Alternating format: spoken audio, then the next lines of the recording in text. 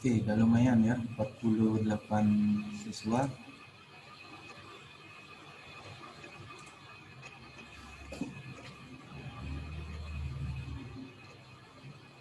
Oke, selamat siang semuanya ya. Semoga kabar kalian baik-baik saja dan ingat jaga kesehatan, jangan bepergian ya, ingat 3M seperti arahan pemerintah. Nah, jadi di pertemuan kali ini di mana untuk yang baru bergabung, Mr. Putra perlu memberitahu sekali lagi kepada kalian bahwa di sini seharusnya kan jadwalnya Pak Koyik, cuma kebetulan di sini Mr. Putra berhalangan hari Rabu, makanya minta tukar aja sama Pak Koyik. Jadi Pak Koyik yang hari Rabu, sementara Mr. Putra hari ini, seperti itu. Jadi saat ini kita akan belajar reception, di mana materi yang akan kita bahas nanti adalah materi tentang formulir check-in. Nah, dan sebelumnya ini sudah dibahas sama Miss Giri, cuma belum lengkap waktu itu, belum semua dibahas. Dan untuk di semester 1 pun sebenarnya kita udah bahas, cuma bahasnya itu di e-learning. Di e-learning kita tidak ada berdiskusi seperti sekarang, cuma kalian lihat di video aja waktu itu. Kalau kalian mengerjakan e-learningnya, seperti itu ya.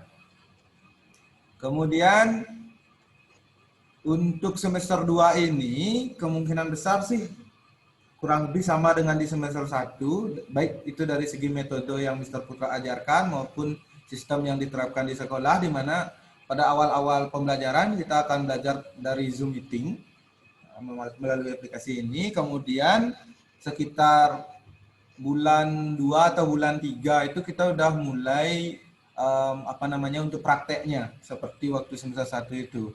Jadi prakteknya sendiri kita akan belajar tentang handling check-in nanti. Nah, ini mulai naik tingkat nih pelajaran kalian. Kalau dulu kan memberikan informasi kepada tamu ya, kita menjelaskan tentang fasilitas hotel, fasilitas kamar, harga kamar, dan lain-lain. Sementara ini berbeda, jadi di sini kita akan mencoba menangani tamu check-in seperti itu. Sebenarnya poin utama di reception yang ini, handling check-in ini poin utamanya. Karena sebagai petugas resepsionis, kalian itu disebut baik kalau kalian bisa menangani tamu check-in. Seperti itu. Apalagi, ya syukur-syukur nanti tahun ajaran baru, kalian kelas 11, Corona ini udah nggak berpengaruh lagi untuk kehidupan kita, khususnya di dunia pendidikan. Jadi kalian bisa sekolah seperti biasa dan akan training seperti itu. Terutama training gelombang pertama tuh. Biasanya training gelombang pertama itu kan P1, P2, P3, 9, 10. Kayak itu kayaknya. Biasanya gelombang satunya. Gelombang kedua baru sisanya, kelas lain itu. Nah, jadi kalian udah harus persiapan. Apalagi yang pengen training di bagian front office itu benar-benar harus tahu yang seperti ini. Nah, sebelum kita melanjutkan bagaimana langkah-langkah menangani check-in atau SOP-nya itu, pertemuan berikutnya, pertemuan minggu depan, kita akan bahas tentang langkah-langkah atau SOP, standar operasional prosedur dari menangani tamu check-in. Tapi sebelum itu, kita pastikan dulu biar kalian tahu bagaimana cara pengerjaan formulir check-in yang ada di front office, khususnya itu receptionist. Seperti biasa, Mr. Putra pasti ada kuis-kuis seperti itu ya. Yang dulu pernah ada, seperti itu ya. Jadi, kalau kalian masih ingat, ada berapa formulir yang dikasih tahu sama Miss Giri untuk menangani tamu check-in? Oke, Mr. Putra cek. Isya, angkat tangan pertama. Silakan, unmute Isya. Selamat siang, Pak. Siang. Jadi, minggu lalu ibunya sudah membahas 4 formulir reception, tapi ada 10. Yang pertama ada registration form, yang kedua ada cash receipt, kemudian ada guest card, ada breakfast coupon, ada daftar isian tamu, ada formulir A, ada arrival book, ada individual guest bill, ada departure book, dan terakhir ada logbook. Cuma dibahas 4 aja. Apa aja yang udah dibahas, Tisha? Yang udah dibahas, pertama ada registration form, yang kedua ada cash receipt, dan ada guest card dan breakfast coupon. Oke, good. Thank you, Tisha. Silakan di-mute lagi ya. Oke, sangat lengkap sekali jawaban Tisha tadi. Udah disebutkan, ada total 10 formulir. Di mana 4 diantaranya itu sudah dibahas sama Miss Giri sebelumnya. Kalau kalian lupa namanya Miss Giri itu namanya minggu lalu. Nah, yang pertama yang dibahas kata Tisha tadi adalah registration form. Ada yang bisa nggak memberikan penjelasan tentang registration form? Astiti, nah, silakan Astiti. Selamat siang, Miss. Udah kedengeran? Sudah kedengeran? Silakan. Jadi, saya akan membahas yang pertama tentang registration form, yaitu merupakan formulir pendaftaran tamu yang datang untuk menginap ke hotel atau check-in. Di formulir ini biasanya terdapat nomor atau nomor registrasi tamu pada hari itu, last name atau nama belakang tamu, first name atau nama depan tamu, nationality atau kewarganegaraan tamu, date of birth yaitu tanggal lahir tamu, male dan female yaitu jenis kelamin tamu dan lain sebagainya. Oke, good. Jadi sudah dijelaskan ya sama Astiti Utari ya, Astiti Utari P9 tadi, bahwa registration form itu adalah salah satu formulir yang digunakan untuk menangani check-in di mana terdapat beberapa informasi penting terkait data diri tamu seperti yang tadi disebutkan, kayak ada last name, first name, ada gendernya yaitu female, male, ada tanggal lahir dan lain sebagainya, tanggal check-in, tanggal check-out, seperti itu. Good. Kemudian lanjut, yang dibahas tadi adalah cash receipt lagi. Oke, cash receipt. Nah, yang still raise hand itu Gusti Ayudita. Gusti Ayudita, P6. Kedengeran, Pak? Yes, kedengeran. Saya mau membahas yang cash receipt. Cash receipt adalah formulir atau lembar yang digunakan sebagai bukti pembayaran dari tamu dengan menggunakan uang tunai. Oke, betul jawabannya. Silakan di-mute dulu ya. Ya, Kak. Benar jawaban Dita tadi bahwa cash receipt itu adalah formulir yang digunakan sebagai bukti pembayaran tamu menggunakan uang tunai. Pis langsung kayak gitu ya istilah gampangnya kita bilang. Kalau tamu bayar pakai uang secara langsung, bukan pakai kartu kredit, nah kita kasih dia kwitansi yang disebut dengan cash receipt kayak gitu. Berbeda kalau tamunya nanti bayar menggunakan kartu kredit yang gesek-gesek itu. Mungkin kalian di supermarket sering lihat tuh, banyak ada mesin edisi namanya. Nah, kalau menggunakan seperti itu, biasanya pihak hotel tidak membuat cash receipt atau tidak memberikan cash receipt kepada tamu. Karena biasanya kalau tamu membayar menggunakan kartu kredit, sudah muncul struknya itu langsung dari mesinnya. Keluar struknya, itu yang kita kasih ke tamunya, seperti itu. Kemudian, apa tadi dibilang sama Tisha lagi ya, breakfast coupon. Saras Nataliani, AP5. Kedengaran, Pak? Yes, kedengeran. Breakfast coupon adalah voucher yang diberikan kepada tamu oleh petugas reception agar tamu bisa mendapatkan sarapan pagi secara gratis. Oke, benar ya.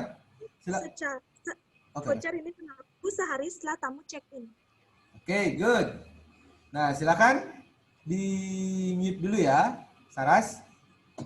Oke, benar jawaban Saras ya. Jadi gampang sih, kita translate aja tuh pengertian breakfast-nya. Breakfast kan sarapan pagi ya, voucher itu kayak ngasih gratis. Jadi breakfast coupon itu adalah ya voucher yang diberikan secara gratis kepada tamu untuk mendapatkan sarapan pagi. Nah, biasanya kalau voucher yang kita berikan itu digunakan oleh tamu untuk next day-nya. Karena apa? Misalkan tamu check-in sekarang. Rule dari hotel adalah check-in itu nggak boleh sebelum jam 12. Harus setelah jam 12. Jadi dia kan nggak ketemu breakfast hari dia check-in. Makanya dipakai besoknya. Seperti yang dijelaskan oleh Saras tadi. Oke. Lagi satu tadi. Guest card ya, guest card. Guest card. Oke, Mr. Putra mau ambil anak buahnya Mr. Putra deh. Karyani, AP3, silakan. Sudah bisa kedengaran, Mister? Yes, silakan Karyani. Guest card adalah kartu yang diberikan kepada tamu oleh petugas reception sebagai tanda pengenal tamu atau kartu identitas khusus tamu selama tamu menginap di hotel. Terima kasih. Oke, benar. Silakan di-mute dulu ya, Karyani. Jadi, benar tuh jawaban Karyani, karena Guest card itu adalah kartu yang diberikan kepada tamu saat check-in, di mana kartu tersebut digunakan sebagai kartu identitas tamu selama dia menginap di hotel. Jadi kayak pengganti KTP lah. Sama kayak kalian kalau sekolah. Kalian pasti dapat kartu pelajar. Kartu itu akan kalian gunakan selama kalian jadi pelajar di sekolah itu. Nah, ini kasusnya juga di hotel. Jadi dikasih kartu identitas tamunya, disebut dengan guest card. Seperti itu. Oke, bagus. Keempatnya udah diingat. Jadi Mr. Putra tinggal melanjutkan aja nih. Oke, kita lanjutkan. Oke, ini formulir-formulir yang dicantumkan sama Miss Gili ya. Banyak. Oke. Dari ke-10 formulir tadi, nah yang ini ya, dari ke-10 formulir tadi, tidak semua formulir digunakan pada saat check-in. Nah, yang digunakan saat check-in itu registration form, guest card, breakfast coupon, cash receipt, arrival book, daftar isian tamu asing, formulir A, ya logbook masuklah. Sementara departure book sama individual guest bill itu digunakan pada saat check out. Nah, perlu kalian ketahui nama lain dari check-in itu arrival. Nama lain dari check out departure. Gitu. Nah, ini penting nih. Menurut Mr. Putra, ini hal dasar yang harus kalian ketahui. Sangat sering muncul, bukan hanya di FO, bukan hanya di reception, tapi di semua departemen itu sering muncul. Entah di HK, entah di waiter waitress, F&B service, F&B product, pasti ada istilah arrival, departure. Itu paling sering. Jadi kalau nanti kalian biar gak bingung, kalian mungkin cuma tahu check in, check out. Padahal ada nama lain di balik itu. Contohnya kayak nanti kalau kalian jam kuda tamu arrival nih. Nah, kalau gitu jam kuda tamu check in. Jam kuda tamu departure. Nah, biar kalian tahu maksudnya apa departure itu, check out seperti itu. Jadi individual guest bill sama departure book itu untuk check out. Nanti kita bahas. Sementara kita check in dulu. Karena ini sesuai materi. Oke, kita lanjutkan. Registration form ini udah dibahas sama Miss Lili. Kayaknya udah semua paham sih. Apalagi Mr. Putra kan udah share video waktu e-learning semester 1. Ini guest card. Oh ya, perlu kalian ketahui setiap formulir itu tampilannya berbeda-beda untuk setiap hotel. Nggak semua hotel sama kayak gini tampilannya ya. Beda-beda. Tergantung hotel masing-masing. Karena setiap hotel ingin menunjukkan ciri khas tersendiri. Kecuali daftar isian tamu asing atau form A itu baru sama di semua hotel. Guest card yang kayak gini, registration form, tampilannya beda-beda di setiap hotel.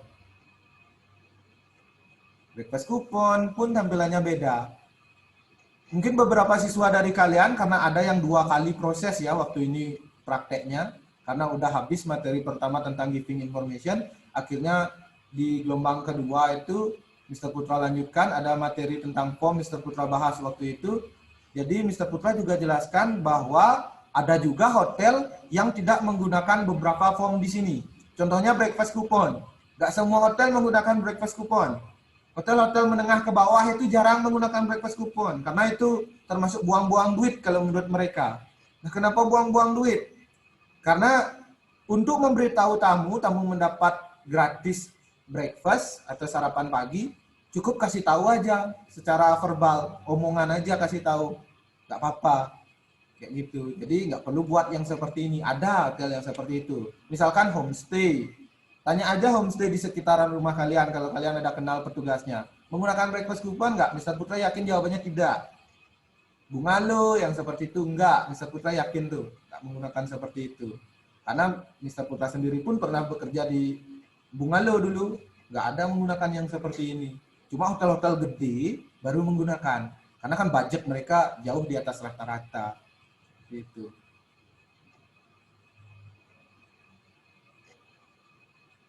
Kalau cash receipt pasti semua menggunakan, cuma tampilannya juga berbeda-beda. Malah ada hotel-hotel kecil cash receipt-nya itu nggak buat sendiri kayak gini, buat format sendiri. Malah ada yang beli cuma yang kayak kwitansi-kwitansi di toko-toko buku itu kalian beli. Yang kayak gitu ada kok hotel juga menggunakan. Kita bahas ya, cash receipt. Cara pengisiannya udah dibahas ya sama Miss Giri waktu ini. Anggukkan kepala kalau udah. cara pengisiannya. Oke, udah. Nah, kita lanjut sekarang daftar isian tamu asing. Nah, yang ini pasti di setiap hotel sama tampilan daftar isian tamu asingnya kayak gini, udah pasti. Karena lokasi nyari formnya itu sama juga, yaitu di kantor polisi seperti itu. Nah, seperti pada layar monitor kalian atau layar HP kalian sudah bisa cek di sana. Daftar isian tamu asing adalah formulir yang didapat oleh hotel dari pembelian di kantor polisi setempat. Nah, berguna untuk melaporkan daftar tamu asing yang menginap di hotel bersangkutan.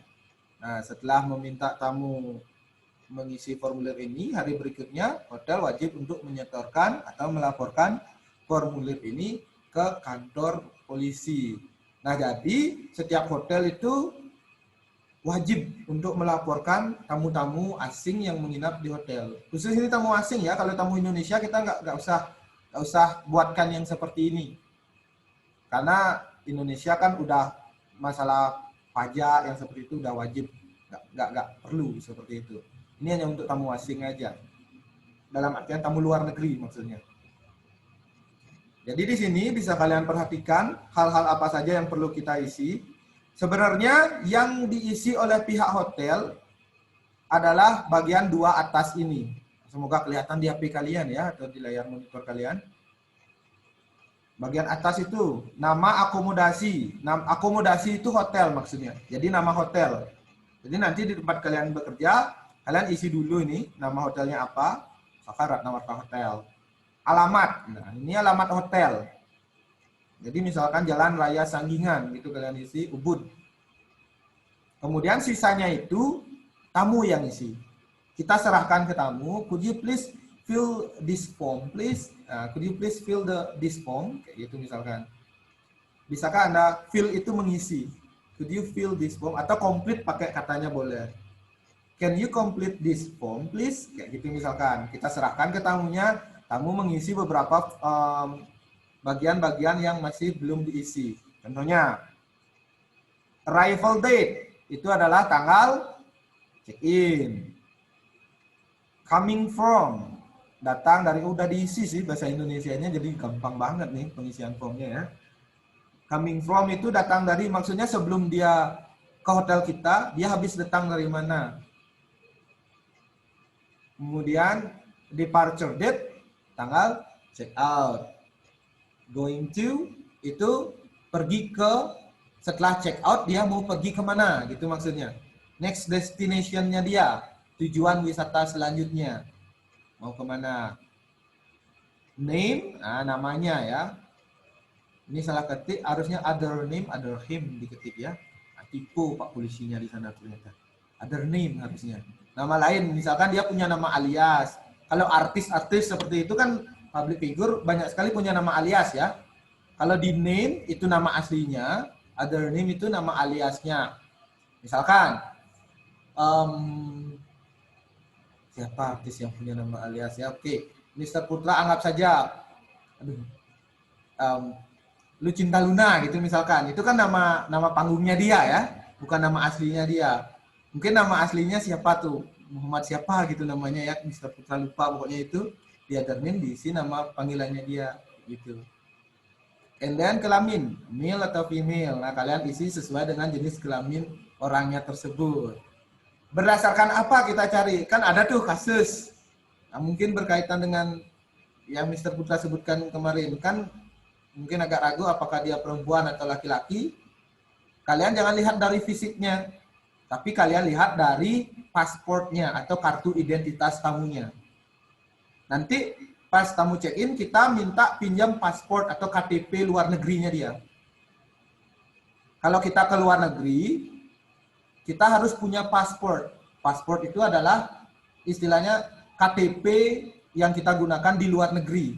Nanti pun kalau kalian misalkan ya, setungkaro kalian bekerja di luar negeri gitu nanti, kalian harus buat paspor dulu sebagai kartu identitas kalian di luar negeri. KTP itu nggak digunakan di luar negeri, paspor yang akan kalian gunakan. Nah, jadi sebagai petugas front office atau resepsionis, minta dulu pinjam paspor tamunya. Nah, di sana kita bisa cek, di sana ada kelihatan dia perempuan atau laki. Biasanya ada M sama F tandanya, biasanya male atau female gitu. Oh, kalau di pasportnya dia male ya berarti dia cowok. Kalau di pasportnya dia F berarti dia cewek, female, seperti itu. Bisa dipahami nggak maksudnya? Bisa ya, gampang nih, CGT. Next, kebangsaan atau nationality. Kewarganegaraan tamunya apa gitu ya, ini gampang juga. Nah, ini maksudnya Mr. Putra. Passport number. Kenapa di atasnya diisi KTP? Untuk mempermudah kita sebagai petugas. Kalau kita nggak tahu pasport, oh KTP tamunya gitu maksudnya.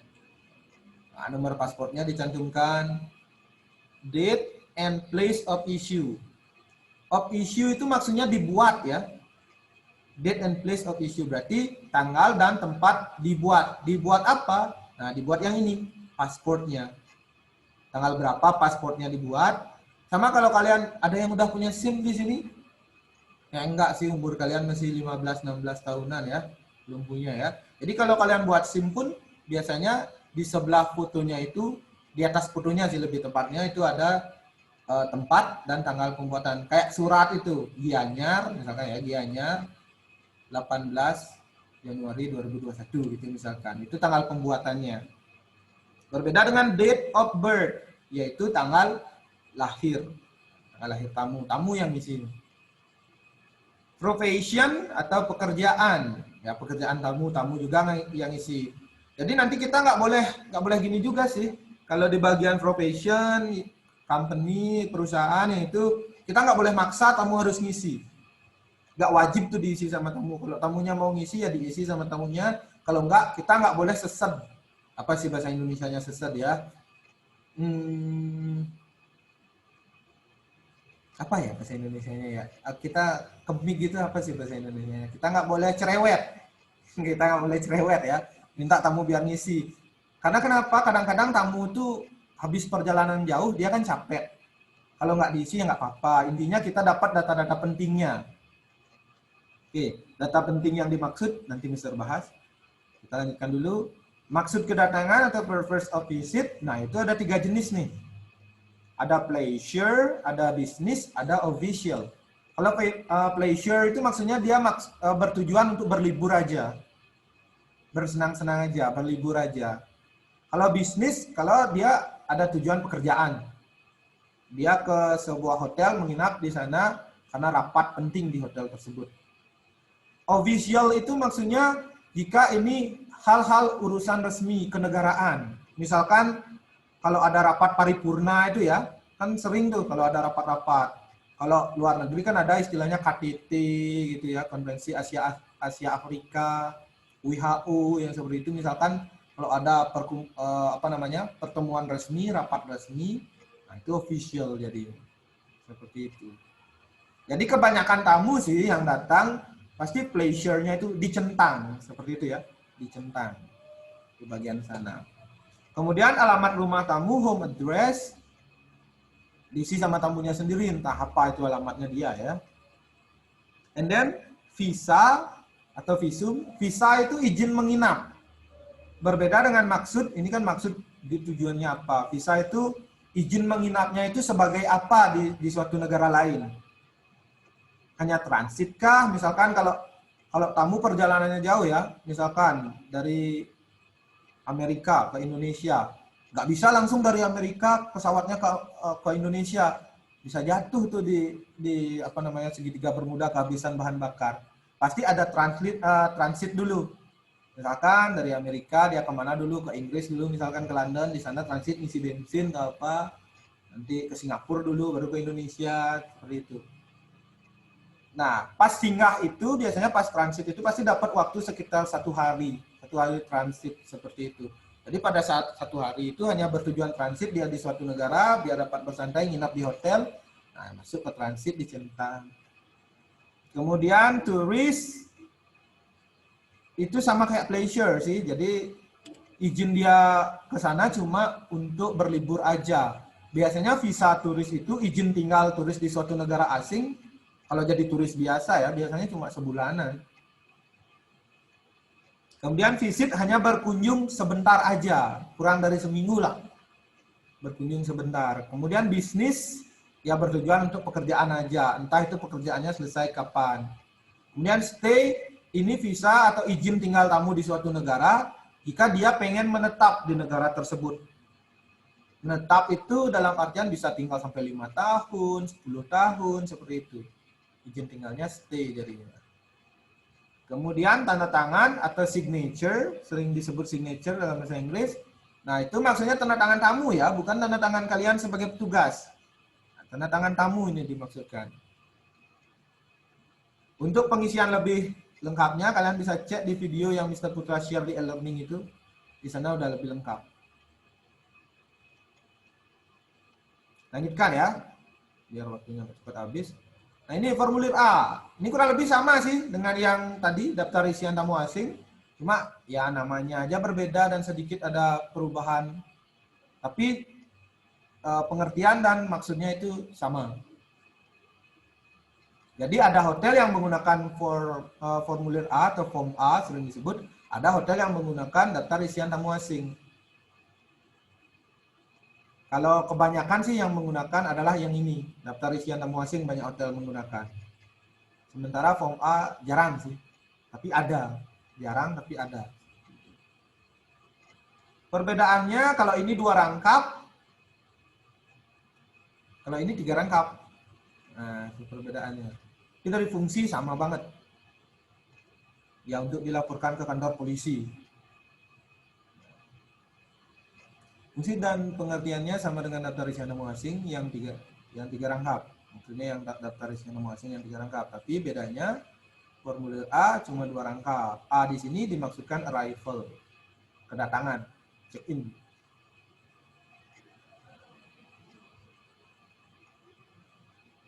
Yang beda mungkin di sini ada urutan ya, ada ditambah urutan nomor urut keberapa pada saat hari itu tamu check-in. Ada di sini. Kemudian ada pembaruan juga di sini kayak email tamu diminta di sini. Penting sih, menurut Mr. Putra penting email tamu. Kemudian ditambah room number juga. Ini pihak gini yang isi. Bagian ke bawah ini, nah, yang di garis bawah ini, yang isi adalah petugas. Ya ini ke atas adalah tamu yang isi. Petugas ngisi dari kotak-kotak nih. Room number. First ini singkatan dari person. Person itu adalah orang. Nah, jumlah orang yang menginap. Rate harga kamar per malam. Clerk itu adalah petugas. Sini tanda tangan petugas. Sementara reserved by disiapkan oleh, di sini nama petugas. Di sini tanda tangan petugas di clerknya itu. Sementara di reserved by itu nama petugas. Charge to itu maksudnya adalah dibiayakan kepada siapa. Artinya yang bayar nanti siapa? Nanti tamu yang bayar. Di sini nama tamu di sini. Remark itu adalah permintaan khusus tamu atau special request. Misalkan tamu ada permintaan khusus. Setiap pagi saya ingin disediakan koran di dalam kamar. Misalkan, nah, catat di sini. Newspaper every morning. Misalkan kalian catat permintaan khusus. Banyak permintaan tamu, khususnya kalau tamu wanita yang menginap ya, no smoking room, itu sering diminta. Apa no smoking room? Ada yang tahu nggak? Coba raise your hand. No smoking room itu apa? Ada yang tahu nggak? Triana, Indah. Coba, silakan. Kelima. Artinya tidak boleh merokok atau ada asap rokok. Tidak boleh ada asap rokok. Dalam artian kamarnya itu bebas dari hal-hal yang berbau rokok ya. Silakan Triana di mute dulu ya. Good jawabannya.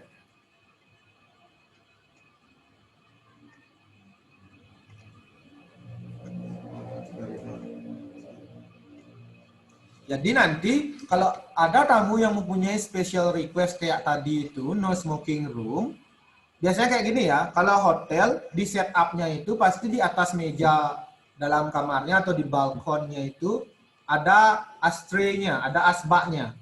Jadi kalau ada tamu yang punya special request no smoking room, Pada saat kita membersihkan kamar sebelum tamu check-in, itu kita ambil asbaknya atau aspraynya. Jadi kesannya itu kamarnya bebas asap rokok, seperti itu. Itu trik dari sebuah hotel. Padahal kalau tamu nggak punya special request kayak gitu, kamar itu udah biasa dipakai untuk merokok. Itu oleh tamu lain. Ya, tapi itu trik namanya. Oke, kita lanjutkan. Biar habis saja form ini.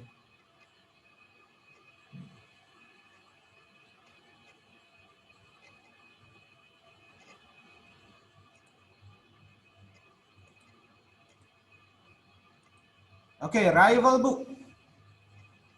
Udah ada sih penjelasannya ya. Ini nggak bisa kita tuliskan juga nih di sini. Oke, rival book. Jadi rival book itu adalah buku yang berisikan daftar kedatangan tamu setiap harinya. Nah, jadi di sini ada buku. Ini kan kebetulan cuma satu robekan aja ya yang dipakai contoh di sini. Sebenarnya kayak kurang lebih, semoga kelihatan ya di kalian, kayak dibuatkan seperti ini, kayak lembaran buku seperti itu, bisa dibuka satu-satu kayak gitu. Jadi untuk hari ini halaman pertama, besok halaman kedua, dan seterusnya seperti itu. Nah, di sini kita catat setiap harinya berapa orang ada tamu check-in. Nah, itu untuk memudahkan kita membuat laporan akhir bulan. Ada peningkatan nggak setiap harinya untuk tamu check-in-nya? Ada penurunan nggak? Apakah ada tamu yang harusnya check-in dia nggak datang? Seperti itu kita bisa tahu dari sini.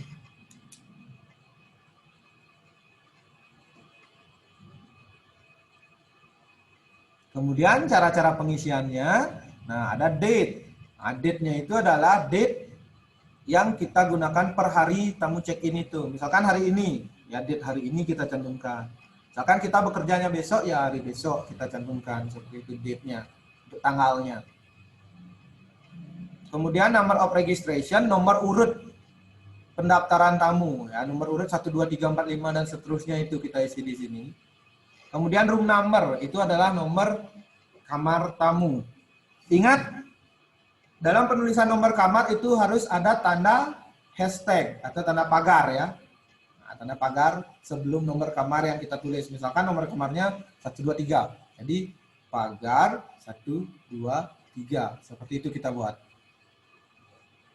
Kemudian surname atau last name itu nama belakang tamu. Nah, first name itu nama depan tamu. Nah, kalau kalian tanya, bagian mananya aja sih yang disebut first name? Bagian mananya aja sih dimaksud last name? Sebenarnya ada dua tipe. Ada dua tipe cara penulisan nama tamu ya. Tipe pertama itu dibagi menjadi 3, yaitu dibagi menjadi first name, middle name, sama last name. Coba Mr. Putra keluarkan ini dulu, mungkin kita tulis di Microsoft Word aja, biar lebih gampang.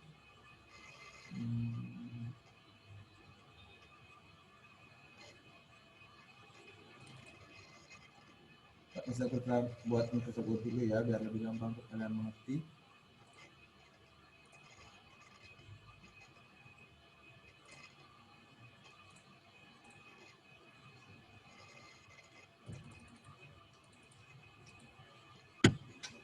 Nah, teori 1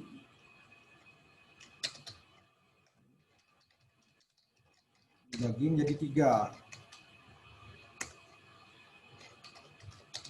First name,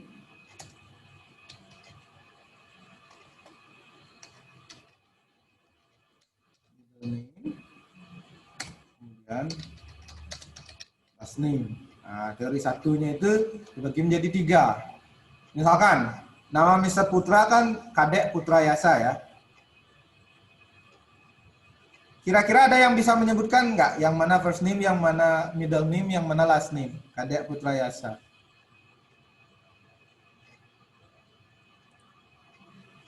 Tisha, oke, silakan Tisha.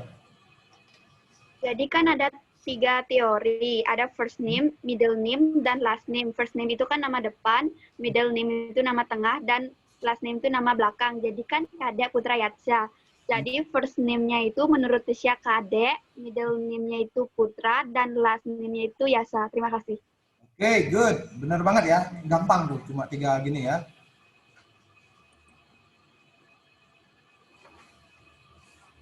Oke, benar jawaban Tisha tadi ya. Jadi kalau first name-nya itu Kadek, middle name-nya itu Putra, last name-nya itu Yasa. Cuma sekarang kita perlu tahu bagaimana cara penulisannya. Nah, tadi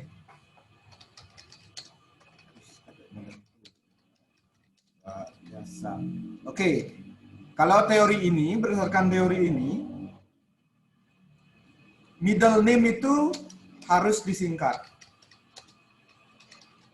Penulisannya, middle name harus disingkat.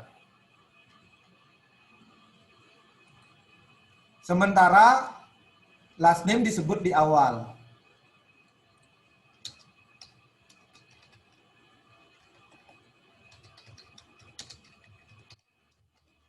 Ini ada pada buku reservasi terbitan tahun 2006, ada di perpus nih. Mungkin nanti kalian mau mampir ke perpus bisa. Jadi kalau kita tulis di sini ya, Yasa, isi koma, baru tulis first name sama singkatannya, Kadek, P, titik. Nah, kayak gitu. Kalau mau nulis secara lengkap ya, kayak gitu jadinya.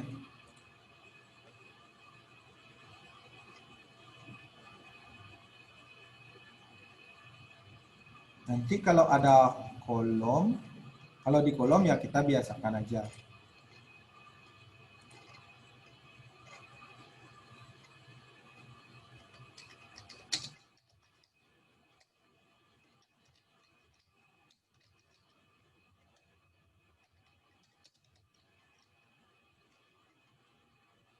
First name-nya berarti Kadek, middle name-nya P, gitu aja.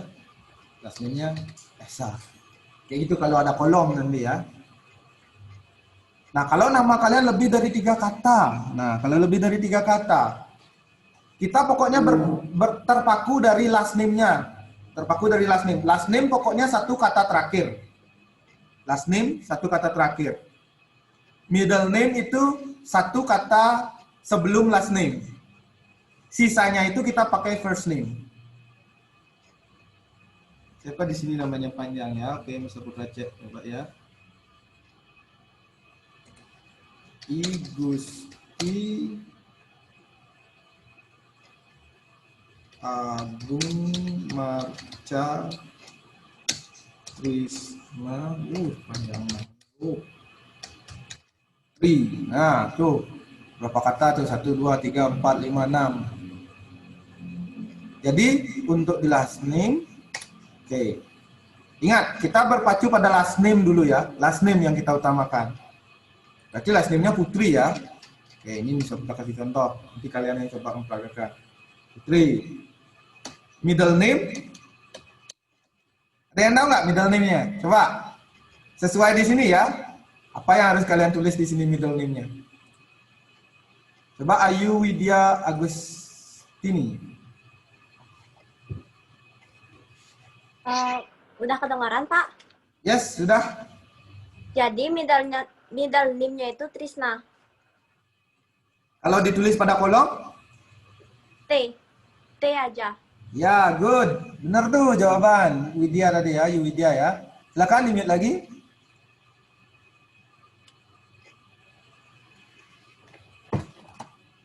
Oke. T. Nah, sisanya kita di sini. Kayak gitu kurang lebih untuk teori pertama. Kalian bisa cek itu teorinya di buku reservasi warna biru pokoknya sampulnya. Bisa Putra lupa tahunnya itu 2006, 2004 atau 2006. Karangan apa tuh? Yudhistira atau apa? Bisa Putra lupa. Cek aja di perpus ada pasti. Yang warna biru buku reservasi itu aja.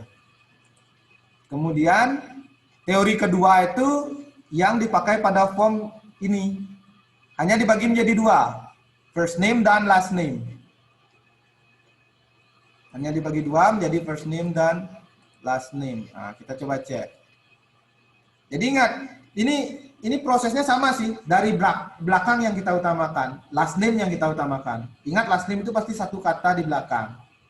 Jadi misalkan tadi Kadek Putra Yasa, last name-nya Yasa. Sementara first name-nya Kadek Putra. Cuma sisanya itu kita semua masukkan ke first name. Nggak ada singkatan-singkatan middle name itu. Semua dia nyambung ke first name. Satu kata terakhir itu last name, kayak gitu. Bisa dipahami nggak? Anggukan kepala kalau bisa. Oke, good. Oke, kita bahas lagi sedikit ya. Ini departure book. Udah lewat materi jadinya ya.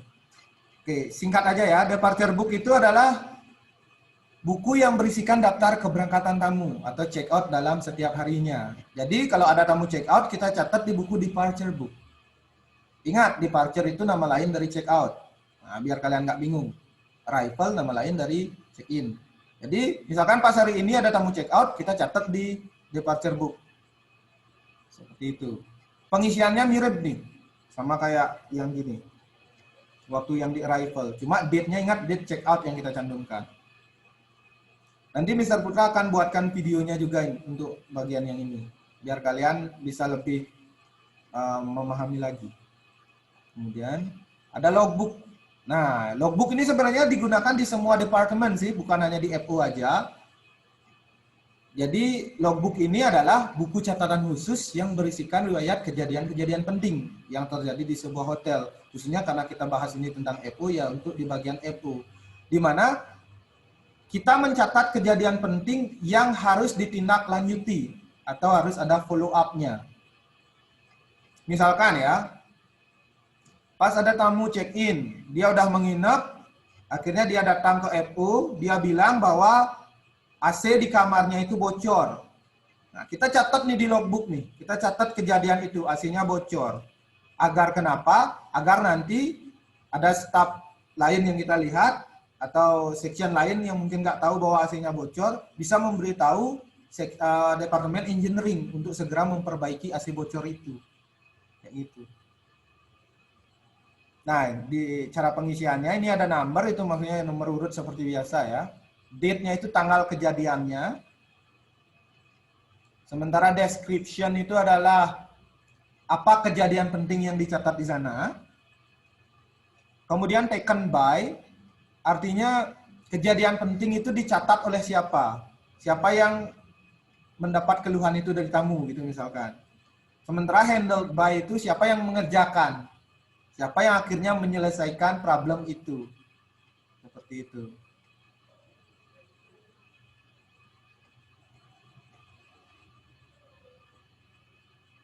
Individual guest bill.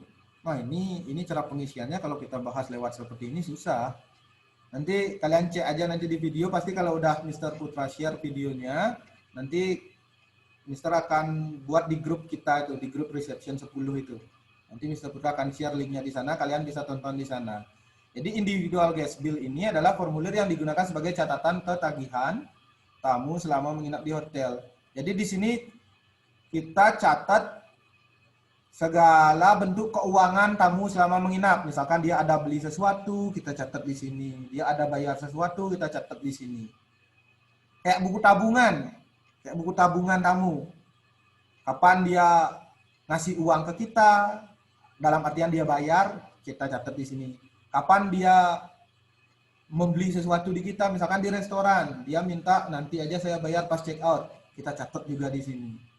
Cuma untuk pengertian-pengertian yang ini nanti kita akan bahas. Karena ini kan udah form check out nih.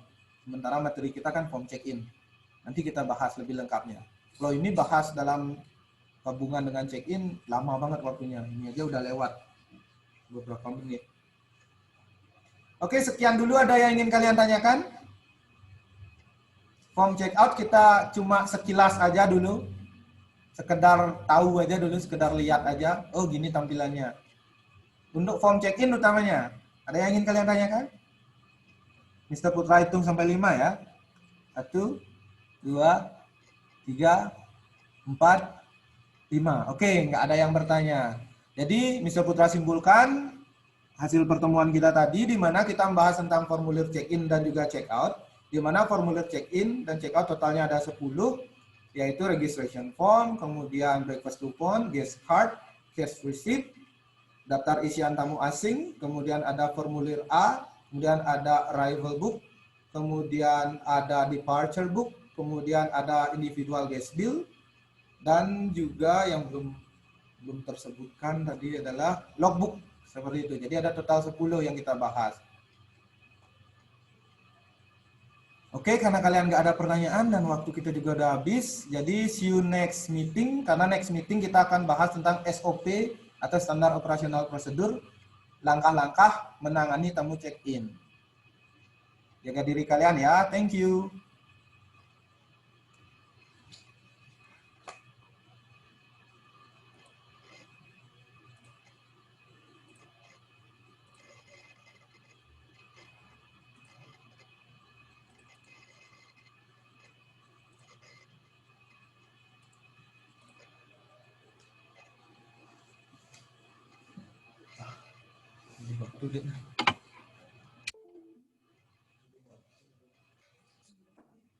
Peserta 137.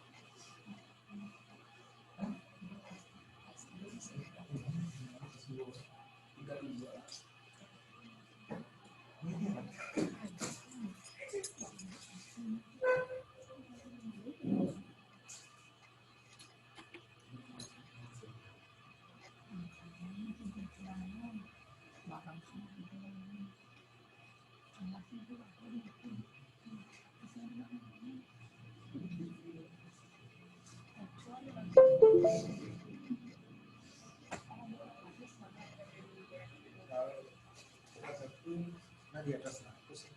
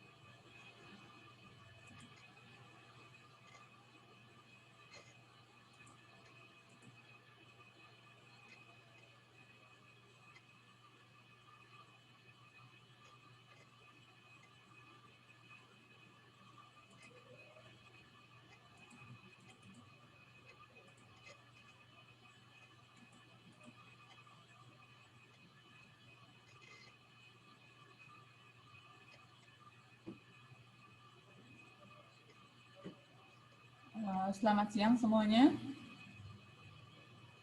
Ya, jadi kalian sudah dengar suaranya Ibu? Sudah bisa disimak? Kalau sudah, silakan dianggukkan kepala kalian biar bisa Ibu lanjut. Bisa ya? Jadi pertemuan kemarin kita sudah membahas proses pembersihan kamar tamu. Sudah, jadi prosedur membersihkan kamar tamu kita sudah sampai ke langkah-langkah making bed menggunakan 3 seat.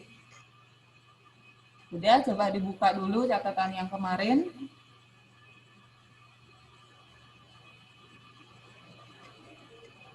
Sudah, jadi sebelum Ibu lanjut ke langkah-langkah membersihkan bathroom, jadi Ibu mau tanya, kalian masih ingat bagaimana langkah-langkah making bed menggunakan 3 seat? Jadi Ibu akan panggil, silakan Dita. Dita. Dita.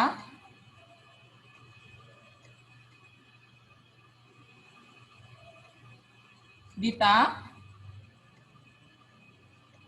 Tidak ada, jadi Ibu lanjut ke Tiwi. Tiwi, silakan di on-mute. Tiwi. Tiwi, silakan. Tidak ada juga. Silakan Dita Artika. Gusti Ayu, Dita. Ya, Bu. Sudah dengar? Udah. Sebelumnya silakan sebutkan nama. Perkenalkan, nama saya Gusti Dita Adika Pratiwi dari AP6, absen 9. Dita dari AP6. Nomor absen 9 ya. Ya, Bu. Ya, jadi masih ingat bagaimana langkah-langkah making bed menggunakan 3 sheet.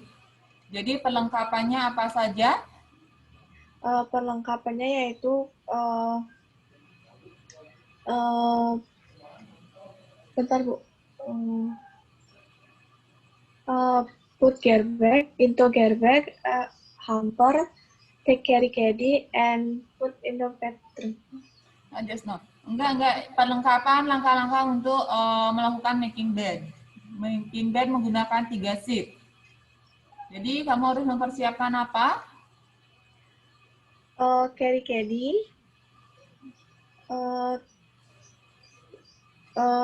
seat, Sheet, lagi. towel, Ya, sheet, towel, lagi. pillowcase, Ya. Jadi di sini kita menggunakan berapa sheet? 3. Ya, sheet apa saja? First seat, second seat, and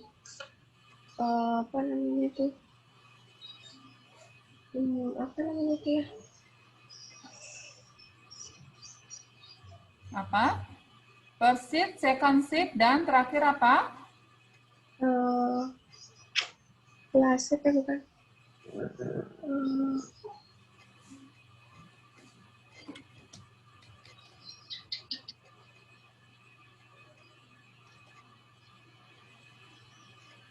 Top seat. Apa? Top seat, Bu. Top seat, ya. Jadi langkah-langkahnya gimana?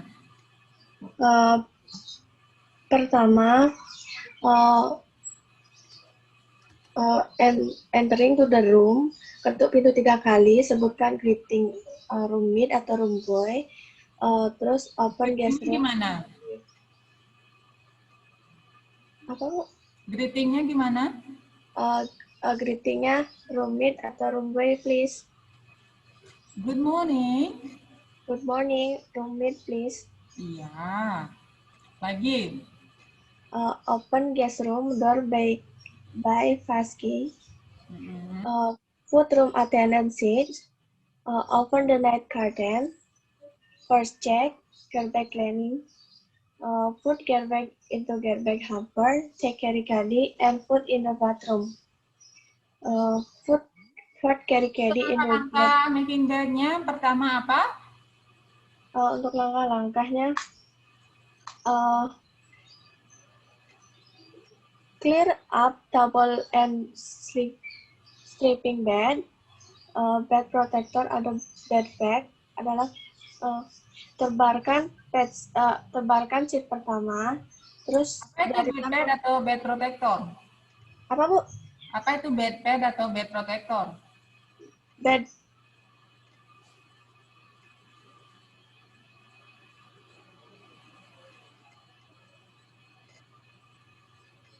Bed pad atau bed protector itu apa? Fungsinya untuk apa? fungsinya untuk mencegah ompol atau kotoran tidak langsung mengenai bed. Iya, jadi mencegah cairan atau ompol tidak mengenai bed secara langsung. Oke, terima kasih Dita. Ibu lanjutkan ke Trisna. Silakan di unmute.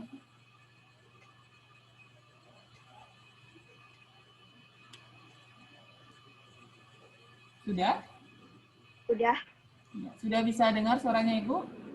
sudah, Bu. Ya, sudah ya.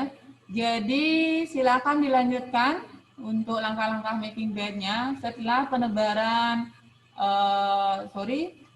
setelah pemasangan bed protector atau bed pad. Apa yang dilakukan?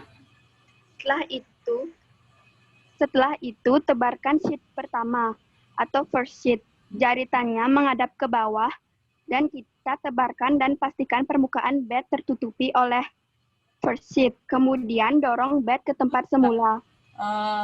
Sebelum menebarkan sheet pertama, apa yang dilakukan? Bisa diulang, Bu, soalnya hujan. Sebelum menebarkan sheet pertama atau first sheet, apa yang dilakukan? Sebelum menebarkan sheet pertama, kita memasang bed protector atau bed mat, yaitu sesudah penebaran bed atau bed protector, apa yang dilakukan? Menebarkan sheet pertama. Sebelum menebarkan sheet pertama, tarik bed kira-kira 30 cm dari permukaan. Iya, tarik bed dulu 30 cm dari permukaan. Ya, setelah itu tebarkan sheet pertama. Ya, tebarkan sheet pertama, jaritannya menghadap ke bawah dan kita tebarkan dan pastikan permukaan bed tertutupi oleh first sheet. Kemudian dorong bed ke tempat semula. Setelah itu buat lipatan kiri dan kanan. Iya, setiap sudut dibuat lipatan ya, kiri dan kanan. Ya, setelah itu penebaran sheet kedua atau second sheet. Jaritannya menghadap ke atas, ujung atas sejajar dengan bed. Untuk second sheet tidak ada lipatannya. Kemudian penebaran selimut. Penebaran selimut kurang lebih 30 blanket. Iya, blanket ya.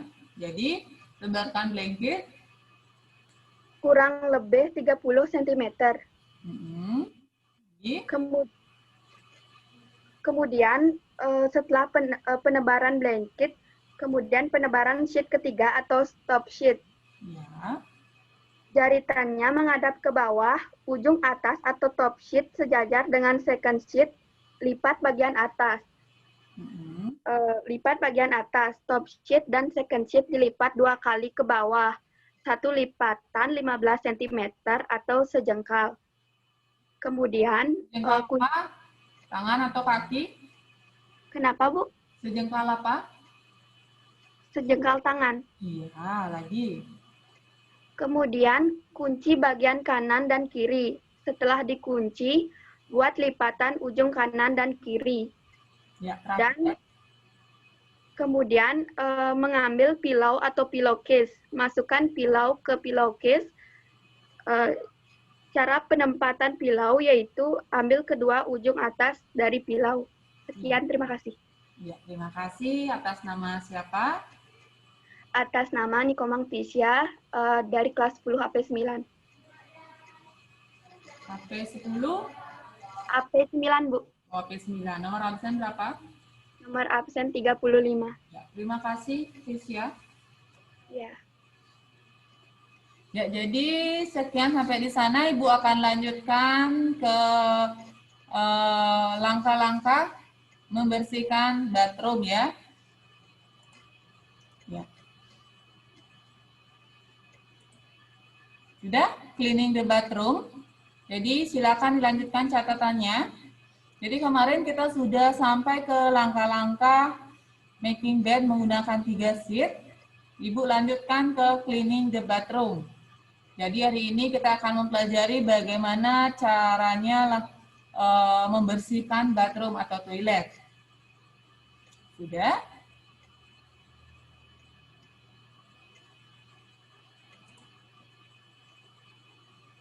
Sudah, yang pertama apa yang kalian lakukan? Ya, silakan kalian tekan ya, tekan.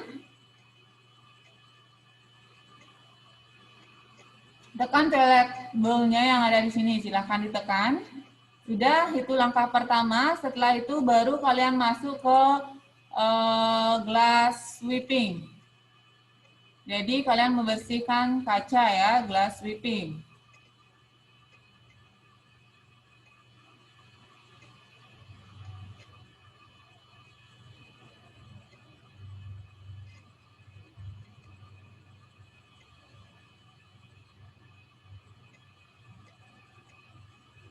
Sudah?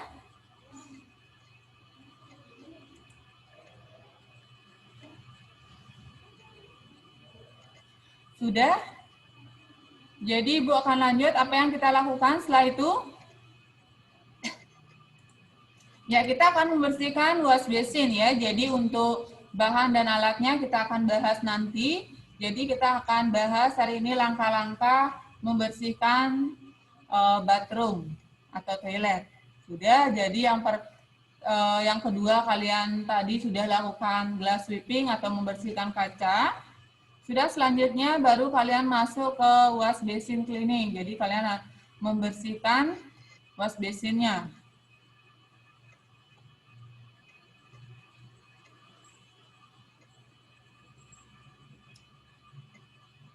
Sudah? Sudah ya. Selanjutnya baru kita masuk ke toilet bowl cleaning. Sudah, jadi bahannya kalian bisa lihat apa saja bahan dan alat yang akan kita gunakan untuk membersihkan toilet bowl. Sudah, yang pertama toilet bowl cleaner. Ini ya obatnya. Sudah, yang kedua ada toilet bowl brush. Jadi sikat ya. Sikat untuk membersihkan toilet bowl. Sudah, yang terakhir yaitu hand glove, sarung tangan. Jadi itu 3 ya, bahan dan alat yang akan kita gunakan untuk membersihkan toilet bowl. Jadi yang pertama ada toilet bowl cleaner, yang kedua ada toilet bowl brush, yang ketiga ada hand glove. Sudah? Selanjutnya bagaimana cara kerjanya? Sudah ya, bisa Ibu lanjutkan? Kalau bisa silakan anggukan kepalanya. Bisa. Oke, terima kasih. Jadi langkah kerja seperti tadi yang kalian lakukan pertama, udah, yaitu kalian menekan tombol yang ada di toilet bowl.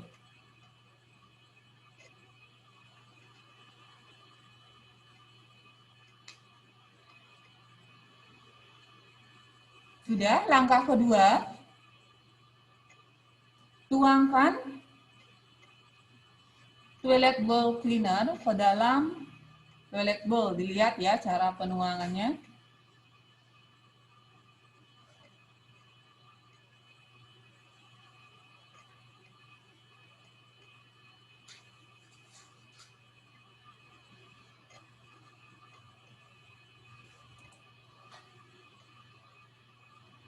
Sudah. Langkah ketiga. Sudah, yang kalian gunakan yaitu toilet bowl brush-nya. Jadi sikat tangan ya. Jadi sebelum kalian mulai langkah kerjanya, silakan kalian pakai dulu hand glove-nya. Sudah, Ibu lanjutkan ke langkah ketiga, yaitu membersihkan toilet bowl menggunakan toilet bowl brush.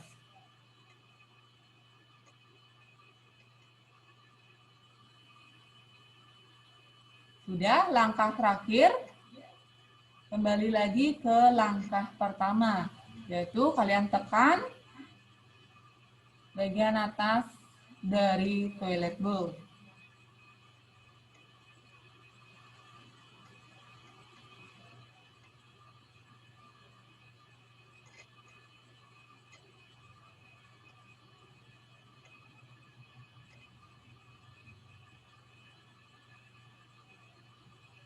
Sudah? Sudah ya, Ibu lanjutkan langkah berikutnya yaitu wood polish.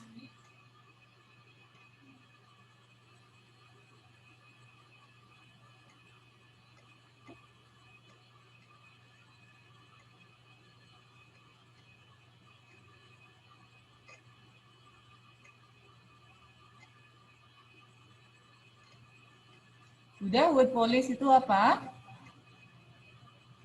Ya, mengelap meja yang terbuat dari kayu.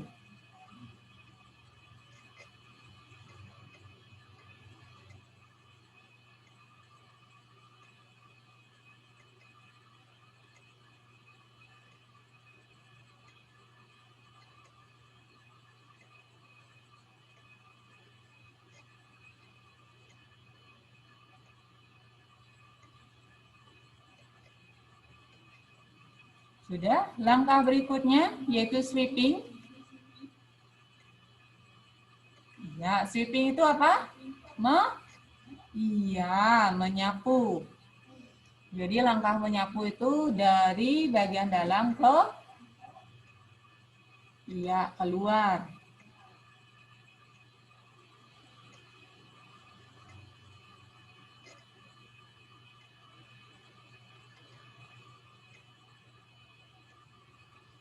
Sudah? Setelah kalian selesai sweeping, apa yang perlu kalian lakukan lagi? Yaitu building gas amenities. Jadi kalian mempersiapkan gas amenitiesnya. Sudah menata gas amenities. Jadi apa saja gas amenitiesnya? Coba dilihat catatannya, sudah Ibu kasih sebelumnya gas amenities. Perlengkapan tamu. Ada sampo, conditioner,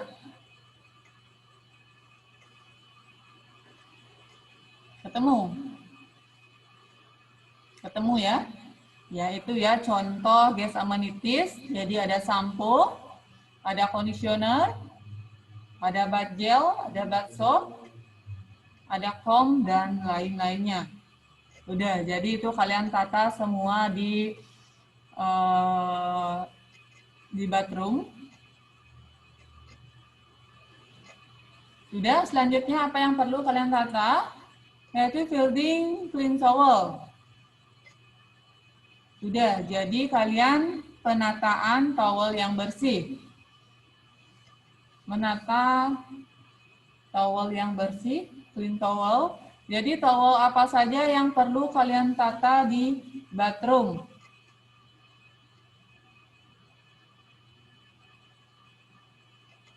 Sudah, ada hand towel, ada bath towel, ada apa lagi? Iya, ada hand towel, ada fish towel. Ya, terakhir ada bed mat ya, penempatan bed mat itu di bawah. Jadi untuk penempatan towel, silakan kalian bisa lihat di sini. Penempatan towel, bath towel, sama hand towel.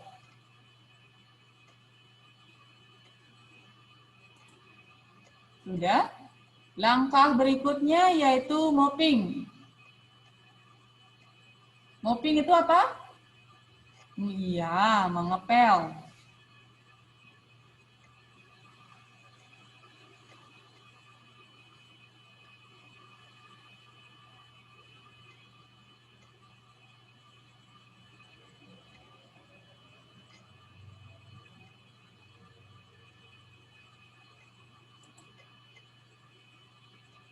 Sudah, langkah berikutnya setelah kalian melakukan mopping, jadi setelah mopping itu bukan udah selesai ya, yang perlu kalian lakukan yaitu final check. Jadi kalian harus mengecek lagi ulang, apakah semua perlengkapannya sudah kalian tata dengan baik, sudah terisi semuanya, dan kalau sudah baru kalian semprotkan apa? Semprotkan apa?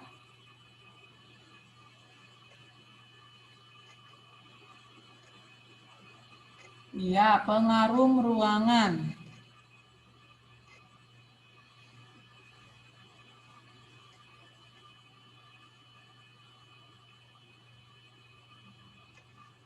Sudah, setelah itu baru kalian lanjut ke storing.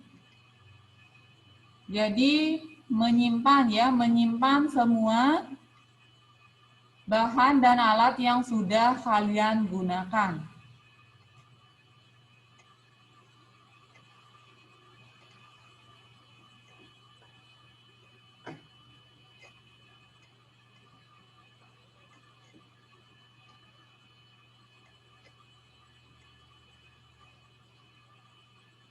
Sudah? Terakhir ada recording.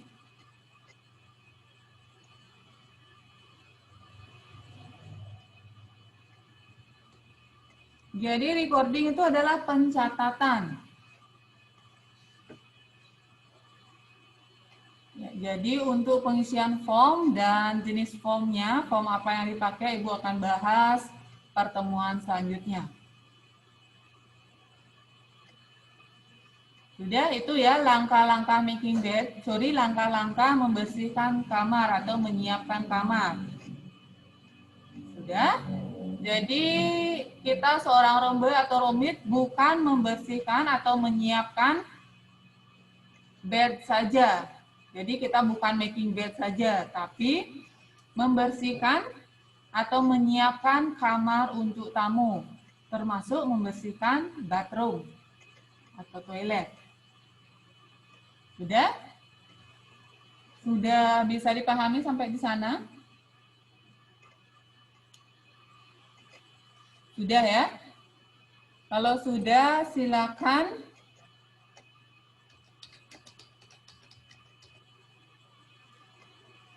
ini Komang Ayu Widya. Komang Ayu Widya, silakan di-unmute. Sudah, Bu. Ya, sudah bisa dengar suaranya Ibu? Sudah. Ya, jadi kita tadi sudah membicarakan atau sudah bahas tentang bagaimana cara membersihkan bathroom. Iya. Ya, jadi silakan langkah-langkahnya apa saja? Jadi, langkah-langkah membersihkan bedroom yang pertama, menekan bagian atas toilet bowl. Yang kedua, glass sweeping atau membersihkan kaca di toilet. Yang ketiga, wash basin cleansing. Yang keempat, toilet bowl cleaner, yaitu bahan-bahannya toilet bowl cleanser, toilet bowl brush, dan hand glove. Langkah kerjanya, yang pertama, menekan tombol yang ada di toilet bowl di bagian atas. Yang kedua, tuangkan toilet bowl cleaner ke dalam toilet bowl. Yang ketiga, sebelum memulai langkah kerja, gunakan hand glove untuk membersihkan toilet bowl dengan menggunakan toilet bowl brush. Yang keempat, itu apa? sikat untuk menyikat toilet bowl. Ya, sikat tangan ya. Iya. Terus yang keempat, menekan bagian atas toilet bowl. Lalu wood polishing, yaitu mengelap meja yang terbuat dari kayu. Yang selanjutnya, sweeping atau menyapu. Caranya menyapu yang benar dari dalam keluar.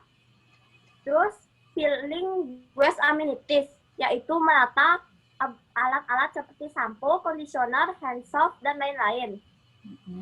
Selanjutnya, menata filling clean towel. Menata towel yang bersih seperti bed towel, hand towel, bed mat, dan face towel.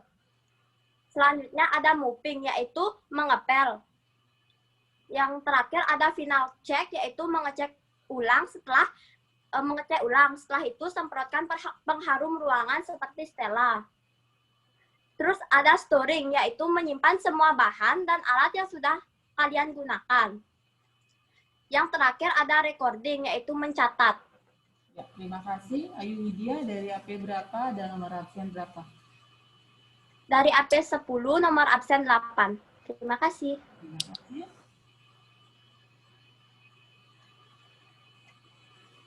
Ibu lanjutkan.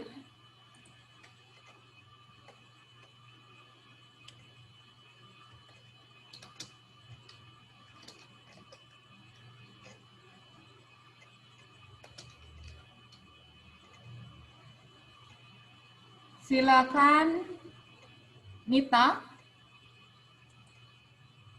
Nita dari AP2.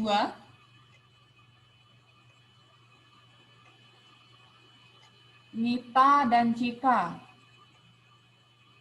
Silakan di-unmute. Nita atau Cika?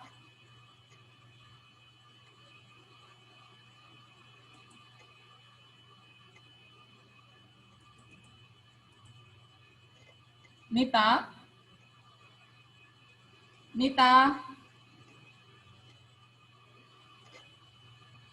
Nita, Cika, bisa dengar suaranya Ibu? Bisa, Bu.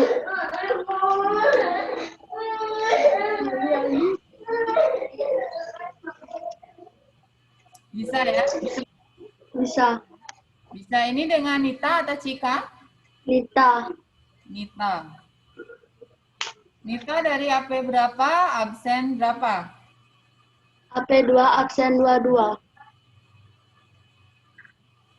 Ya. Sudah untuk langkah-langkah membersihkan bathroom, ada pertanyaan? Enggak, Bu. Tidak ada. Jadi siap untuk menjawab ya.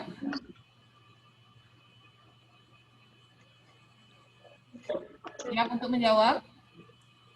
Ya, Bu. Ya. Jadi sekarang kita akan membersihkan toilet bowl. Kita akan membersihkan toilet bowl ya. Jadi apa saja alat dan bahan yang kita gunakan dan bagaimana langkah kerjanya? Yang pertama, alat dan bahannya yaitu toilet bowl cleaner, toilet bowl brush, hand glove atau sarung tangan. Langkah kerjanya: 1. Menekan tombol di toilet bowl. 2. Tuangkan toilet bowl cleaner ke dalam toilet bowl. 3. Membersihkan toilet bowl menggunakan toilet bowl brush. 4. Menekan tombol di toilet bowl. Ya, terima kasih. Untuk terakhir ada apa? Wood polishing. Untuk terakhir, langkah terakhir, Menekan tombol di toilet bowl. langkah terakhir untuk menyiapkan kamar tamu. Recording yaitu pencatatan, misalnya mengisi formulir. Ya, terima kasih. Jadi Ibu mohonkan untuk kelas 10 nanti kalau kita pertemuan lagi, kalau Ibu panggil nama kalian silakan di on mode. Sudah, kalau tidak Ibu akan kurangkan nilai kalian. Sudah bisa dipahami? Sudah ya. Jadi sebelum Ibu akhiri ada pertanyaan? Kalau tidak silakan gelengkan kepalanya, kalau ada silakan dianggukkan kepalanya. Tidak ada ya? Jadi ingat semuanya. Ingat ya. Jadi terima kasih. Semoga kalian selalu dalam keadaan sehat biar bisa lanjut kita ke pertemuan selanjutnya. Sekian dari Ibu. Terima kasih.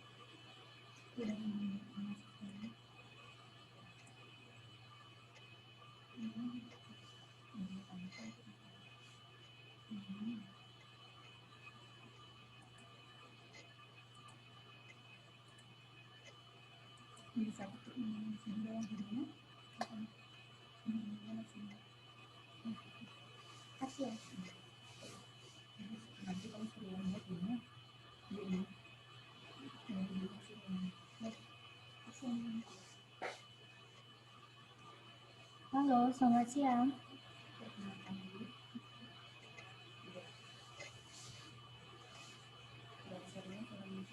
Sudah bisa dengar suaranya Ibu?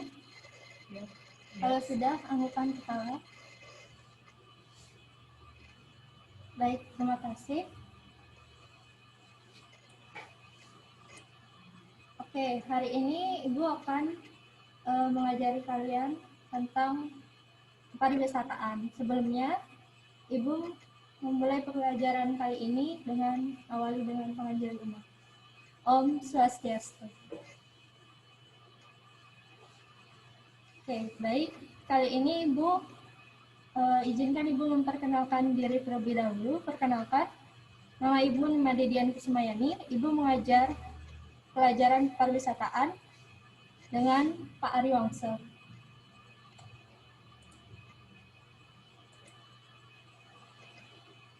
Baik, hari ini kita akan tujuan pembelajaran kali ini kita akan merencanakan pengembangan daya tarik wisata berdasarkan potensi daerah, mendeskripsikan usaha-usaha daya tarik wisata, membedakan karakteristik berbagai usaha daya tarik wisata.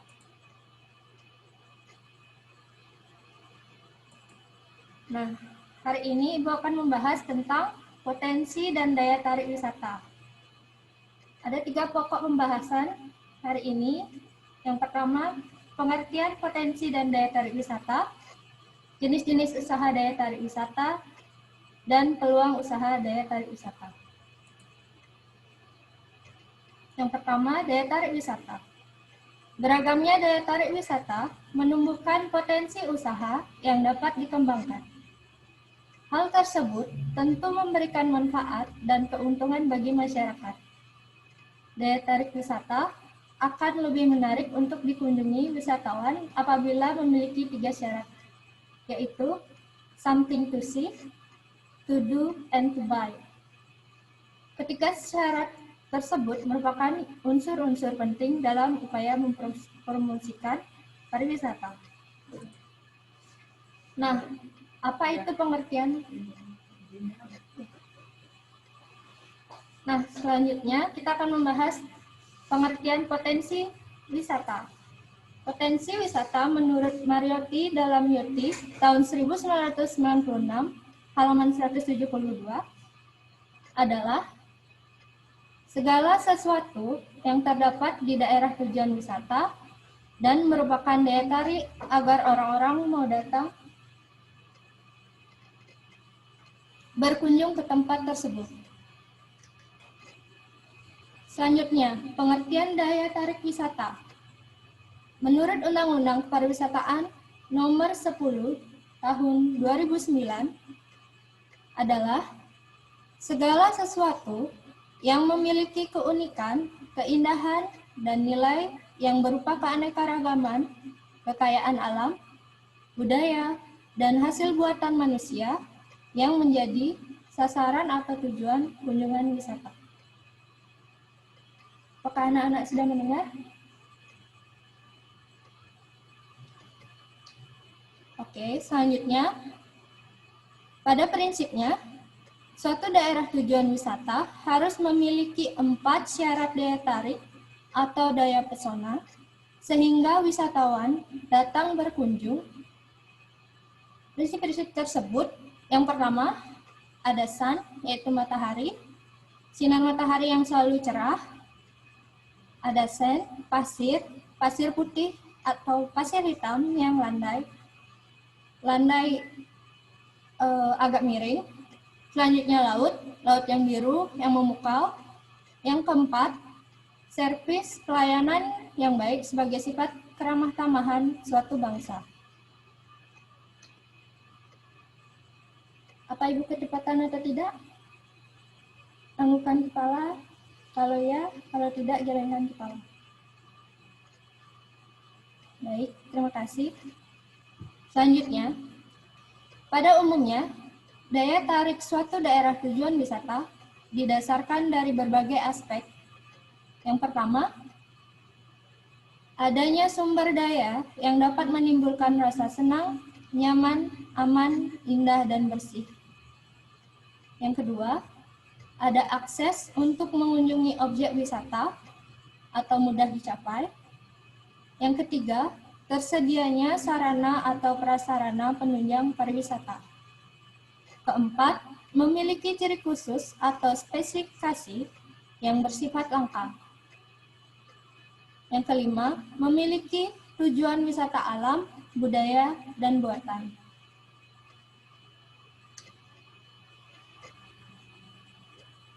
Selanjutnya kita akan membahas tentang jenis-jenis usaha daya tarik pariwisata. Usaha daya tarik wisata terdiri dari dua jenis, yaitu ciptaan Tuhan Yang Maha Esa, yang meliputi keindahan alam, flora, dan fauna, hasil karya manusia.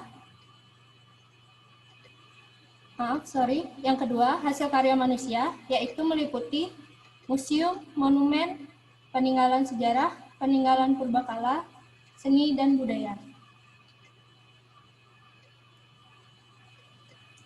Selanjutnya, menurut Undang-Undang Pariwisataan, pengusahaan objek dan daya tarik wisata dapat dikelompokkan menjadi 3 kategori.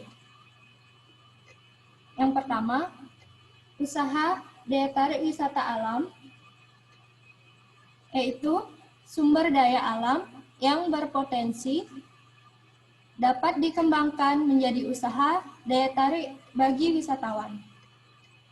Beberapa contohnya, jenis usaha yang telah berkembang menjadi daya tarik wisata alam, yaitu taman nasional, taman wisata, dan taman laut. Yang kedua, usaha daya tarik wisata budaya, yaitu daya tarik tersendiri bagi wisatawan, dan Indonesia memiliki banyak kekayaan budaya sehingga berbagai potensi usaha dapat dikembangkan dan dimanfaatkan. Beberapa contoh usaha yang terkait dengan daya tarik wisata budaya yaitu festival budaya, peninggalan sejarah, seni, dan kerajinan tangan. Yang ketiga, usaha daya tarik wisata minat khusus. Usaha untuk memanfaatkan sumber daya alam dan potensi seni budaya bangsa. Perkembangan usaha daya tarik minat khusus telah bertumbuh dengan pesat sebagai sarana wisata.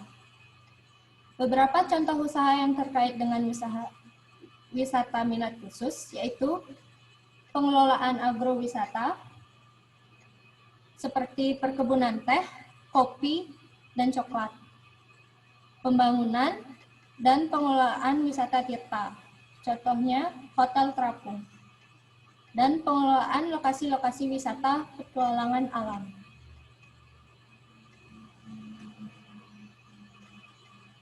Apakah sudah dicatat anak-anak?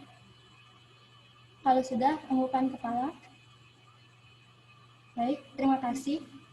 Selanjutnya, kita akan membahas peluang usaha daya tarik wisata.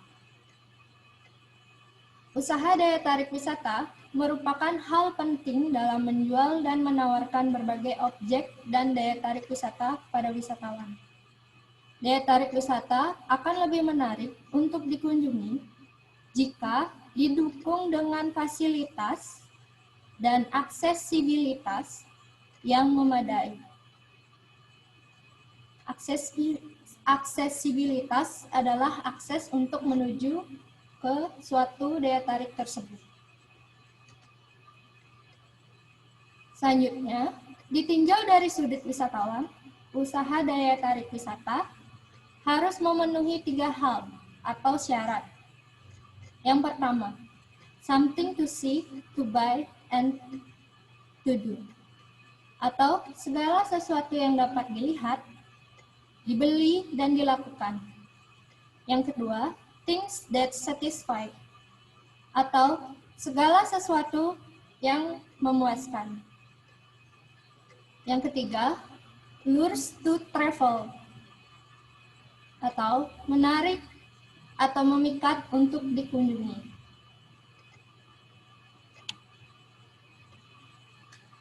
Oke, selanjutnya, potensi usaha yang dapat dikembangkan untuk mengeksplorasi daya tarik wisata yang ada di Indonesia. Jenis-jenis usaha daya tarik wisata dibagi dalam berbagai macam sistem klasifikasi daya tarik secara garis besarnya. Yaitu, Ibu ngambil beberapa contoh. Yang pertama, daya tarik wisata alam. Contohnya, laut, pantai, danau, gunung, cagar alam, dan lain-lain.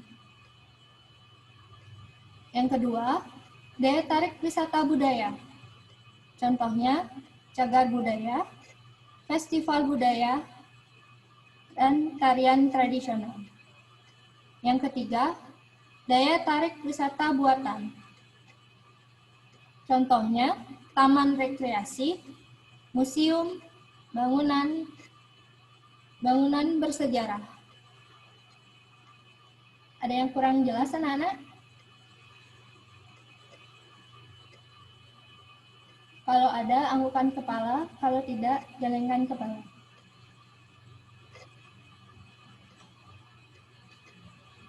Oke. Selanjutnya, ada yang ingin bertanya? Ada yang kurang paham? Kalau ada, silakan di-unmute. Kalau tidak ada, Ibu yang akan bertanya. Apakah ada anak-anak? Tidak ada. Oke.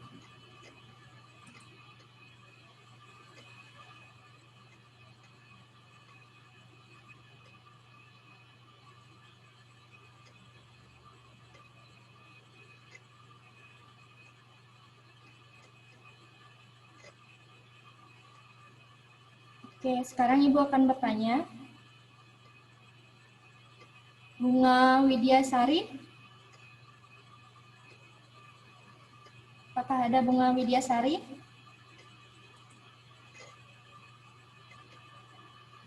Tolong di-unmute.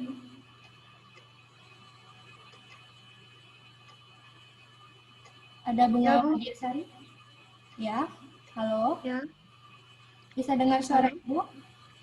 bisa. Oke. Ada yang ingin ditanyakan? Atau belum jelas? Mungkin? Sudah, Bu. Sudah. Sekarang Ibu ingin tanya, apa saja jenis-jenis usaha daya tarik wisata? Jenis-jenis usaha Daya tarik wisata. Jenis-jenis usaha daya tarik wisata ada 3 kategori. Yang pertama, usaha daya tarik wisata alam. Yang kedua, usaha daya tarik wisata budaya. Yang ketiga, usaha daya tarik wisata minat khusus. Usaha daya tarik wisata alam, apa saja contohnya? Daya tarik wisata alam, contohnya yang bersifat alam atau natural, seperti taman nasional, taman wisata, dan taman laut. Usaha daya tarik wisata budaya, apa saja contohnya? Daya tarik wisata budaya, contohnya yaitu yang bersifat kebudayaan, seperti daya tarik wisata festival budaya, peninggalan sejarah, seni, dan kerajinan tangan. Selanjutnya, usaha daya tarik wisata minat khusus, contohnya? Usaha daya tarik wisata minat khusus, contohnya yaitu seperti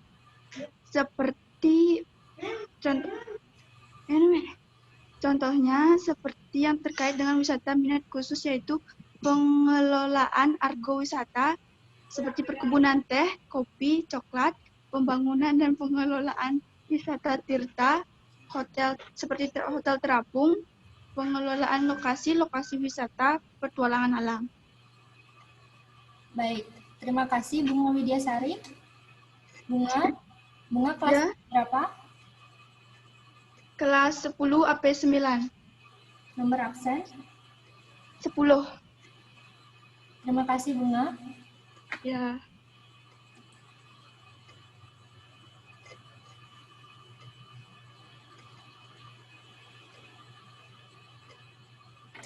Oke, selanjutnya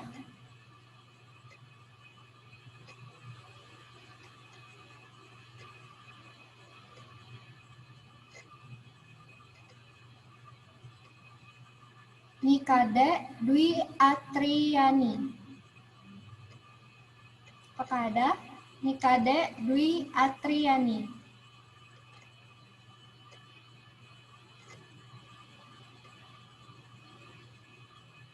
Tolong di-unmute.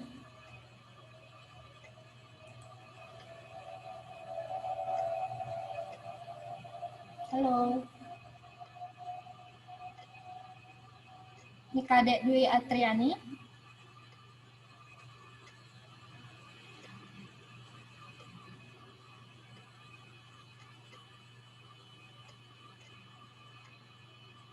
Oke. Selanjutnya, Desa Putu Riris Setiawati.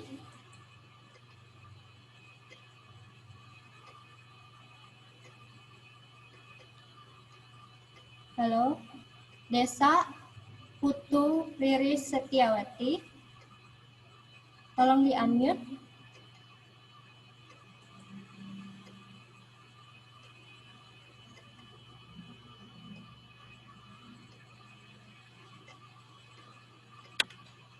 Desa Putu Riris Setiawati, apakah dengar Ibu?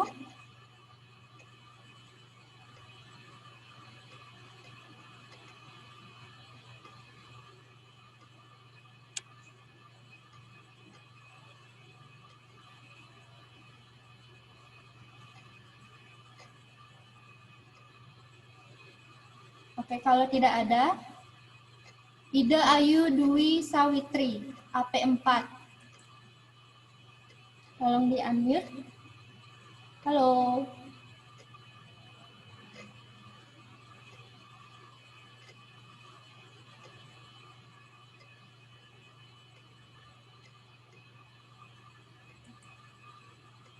Ida Ayu Dwi Sawitri, AP4. Bisa mendengar Ibu?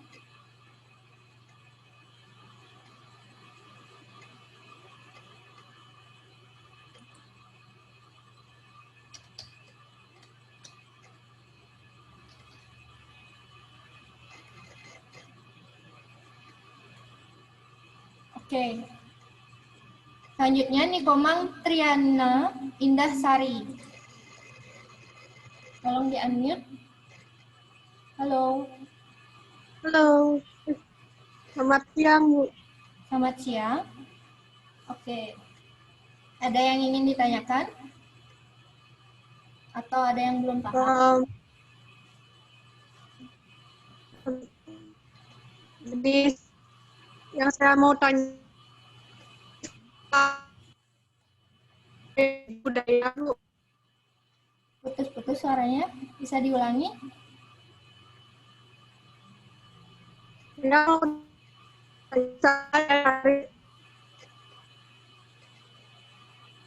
Maaf sebelumnya.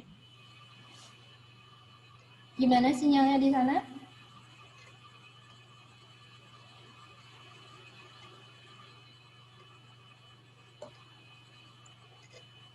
Halo, Komang Triana. Saya bisa dengar Ibu? Masih Bu. Bisa diulangi pertanyaannya? Jenis-jenis usaha daya tarik wisata budaya. Ya. Apa pertanyaannya?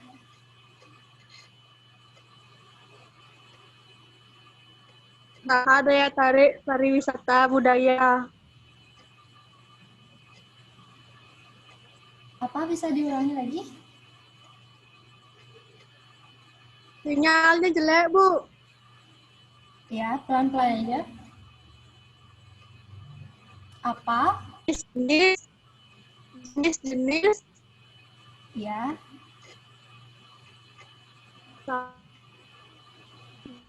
Tentang usaha daya tarik wisata budaya.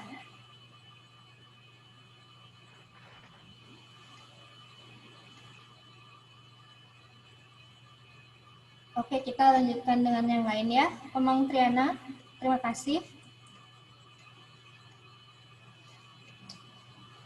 Gue akan cari dulu.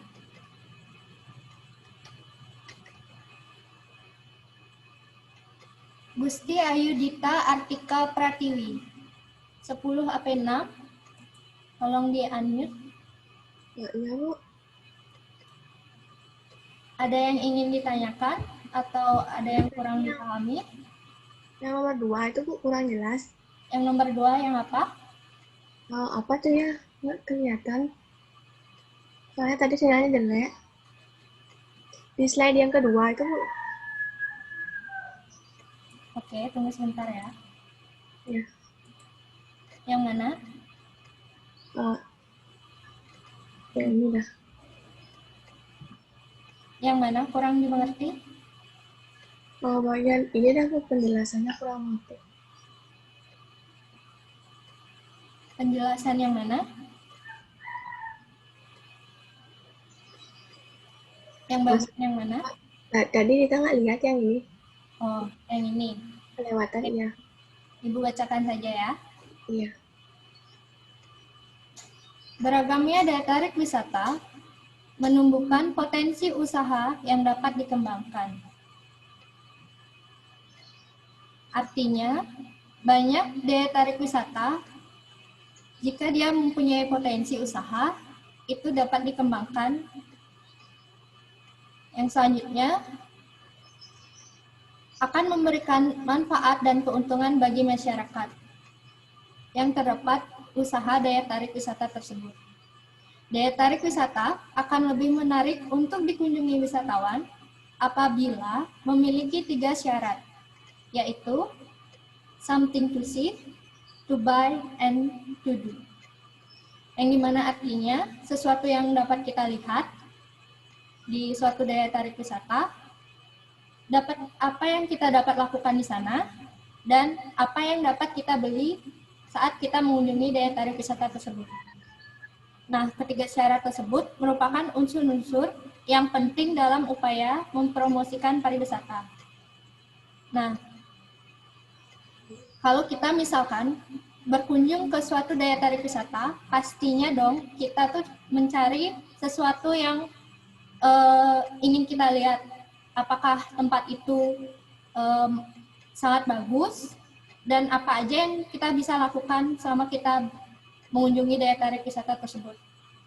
Apakah di sana juga menjual seperti aksesoris pernak-pernik yang memang khusus ada di daerah tersebut untuk dijadikan cenderamata pada saat kita pulang dari daya tarik wisata tersebut. Sudah jelas, Gusti Ayu? Udah, Bu. Ada lagi yang ingin ditanyakan? Tidak, Bu. Oke. Sekarang Ibu yang bertanya ya. Tidak, Bu. Oke. Sebutkan 3 hal usaha daya tarik wisata yang harus dipenuhi. Bisa diulang, Bu? Sebutkan 3 hal usaha daya tarik wisata yang harus dipenuhi dalam sebuah daya tarik wisata.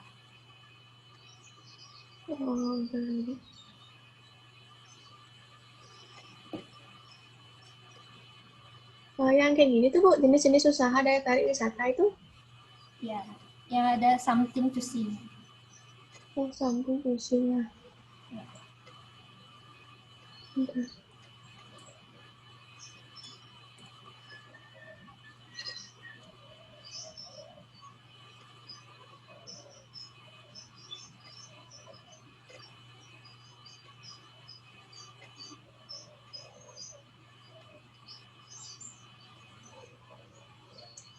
Kok nggak ada ya? Ibu ulangi ya pertanyaannya. Usaha daya tarik wisata harus memenuhi 3 hal, yaitu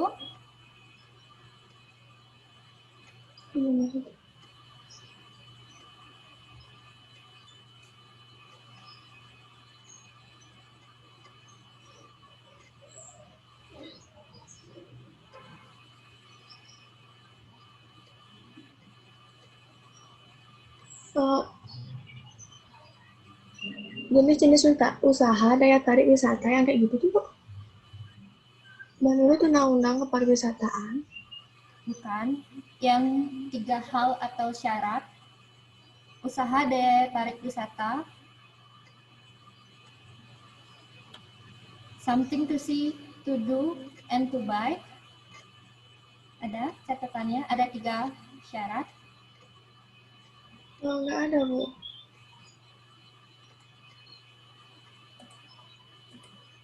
Yang ini. Apa ketinggalan tadi? Oh, yang ini. Oke, ada di catatannya. Ada, tapi sebenarnya jelek, Bu. Oh ya, nggak apa-apa. Jadi keluar sendiri. Oke. Sekarang coba hidupin. Apa belum Apa? sempat mencatat? Oh, belum, Bu. Belum. Ya udah, nggak apa-apa. Ibu akan jelaskan ini ya. Dicatat baik-baik yang belum dapat mencatat. Usaha daya tarik wisata harus memenuhi 3 hal atau syarat. Yaitu, yang tadi Ibu sudah jelaskan, something to see, to do, and to buy. Yang kedua, things that satisfy. Yang ketiga, lures to travel. Kenapa usaha daya tarik wisata harus memenuhi 3 hal tersebut? Karena jika 3 hal ini sudah ada di suatu daya tarik wisata, maka wisatawan akan merasakan hal-hal yang bisa mereka lakukan di daya tarik wisata tersebut. Sudah jelas anak-anak? Sudah, Bu. Oke, terima kasih Gusti Ayudita.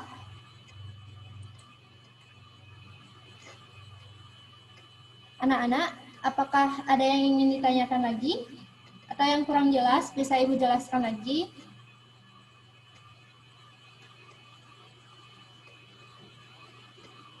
Kalau tidak ada, gelengkan kepala. Kalau ada, anggukan kepala ya. Sudah semuanya?